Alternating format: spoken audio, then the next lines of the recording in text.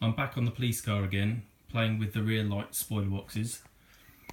This on the right is an original, brand new, unfitted light box for an 80s police car.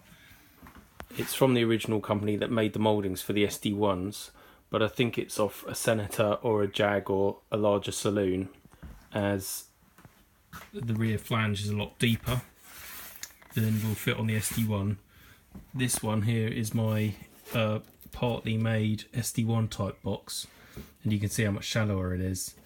So this one has all of the wiring still inside, so it's my intention to take all of that out and then build it into my SD1 type box rather than chop this one up, because it might be of use to someone who's got a Senator or a Jaguar or something. But with the wiring inside, you can see how it works. That side I think stays solid, whereas the stop side, that will be running with a flashing relay. I still haven't fully bottomed that out yet. I need to do some more research, but that's what I think I need to do. Pretty cool.